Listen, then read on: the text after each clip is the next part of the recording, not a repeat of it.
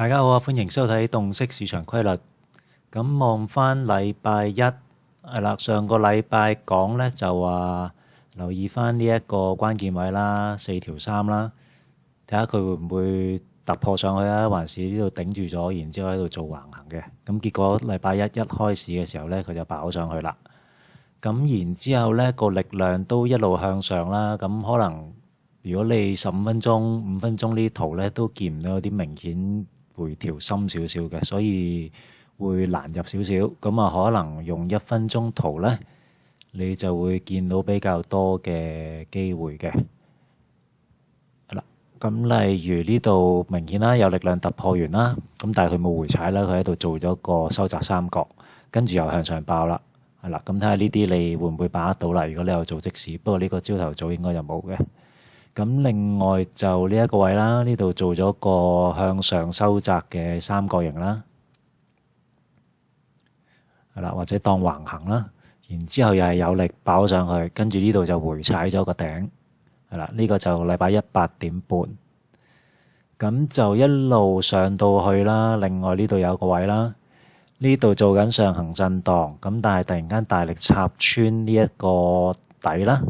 咁啊〜但係又好快抽翻上去，兼且有力嘅，係啦，咁啊做咗一個洗倉嘅行為啦。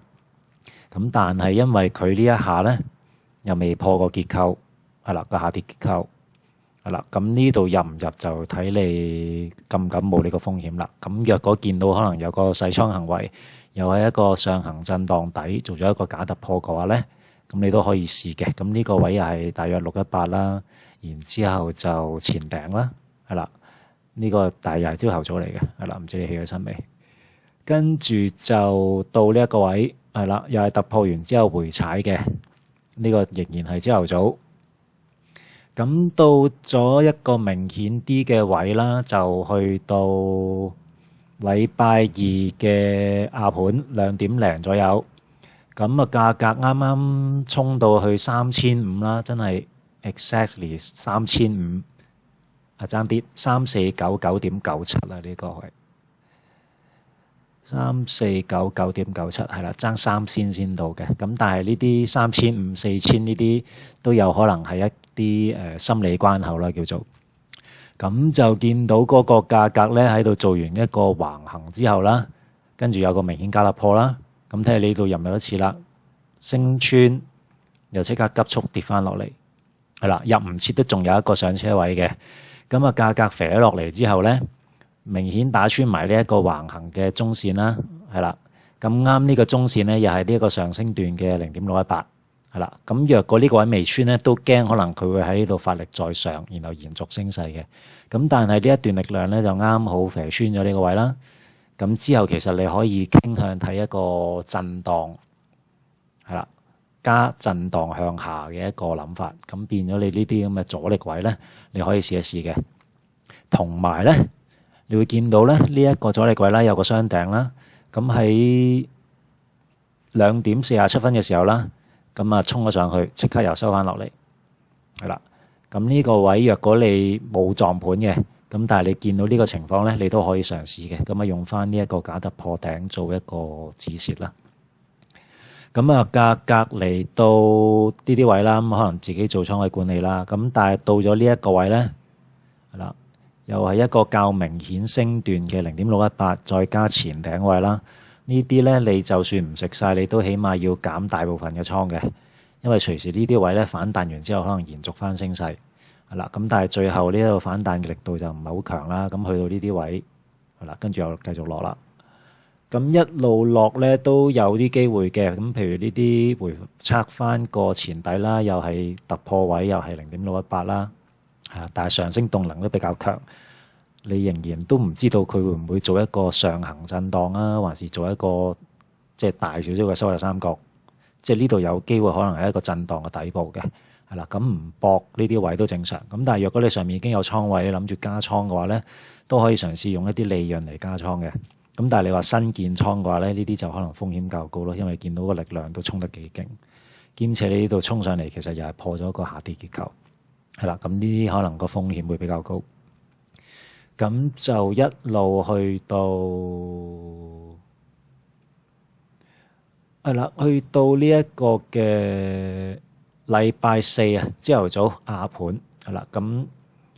大圖情況咧，嗱呢個你可以當係小時圖嘅一個上升結構啊，3285，咁呢度係明顯篤穿咗之後咧，又有段力衝翻上去，又升穿翻個下跌結構。咁呢個時候咧，就睇下會唔會有機會喺呢一個升段嘅一啲低位啦，或者支持位啦，會延續翻呢一段小升段嘅升勢啦。咁當然啦，呢個大型下跌力量跌穿咗呢一個結構嘅話咧，正常就你應該係喺翻呢一段力量嘅一啲中間或者高位咧，就諗翻跌嘅，因為有機會係震啦，或者有機會延續翻一個下跌嘅趨勢。咁所以呢度就算俾你入到市向上買咧，你都係當回調做，即係簡單講個目標就唔可以放太遠咯。嗱，咁睇翻入邊係啦，呢段力量出咗之後啦，咁其實就都係喺翻呢段力量嘅支持位啦，譬如呢一度啦，呢個較明顯其中一節嘅升段嘅618，再加前頂啦，咁呢度曾經彈過一次嘅，係啦，咁呢度都有啲機會嘅，咁都係個招係0.618嗰啲位。加一啲支持位去做啦，咁當然係用1分鐘圖啦，細圖。咁呢個最後上唔到啦，落翻嚟，咁另一個支持位啦。呢個位咧，睇1分鐘圖咧，都係做到一個突然間反彈有力量兼破咗一啲嘅下跌結構啦。係啦，咁前頂呢啲位都可以試嘅。咁但係咧，頭先所講啦，因為你有機會係一個回調啦，同埋呢度落嚟嘅力都有翻咁上下啦。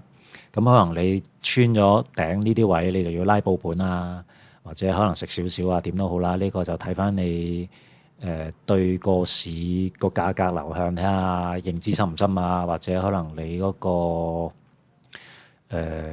叫心臟大唔大啦，即係可能見到啲利潤上咗去之後，跟住又落翻嚟，睇下定唔定到，頂唔到嘅話，可能你要逐少逐少咁樣減倉啦。咁呢啲前頂位都係一啲考慮嘅因素嚟嘅，係啦。咁最後咧，佢就去翻呢一個升段嘅高位啦，然之後就落翻嚟啦，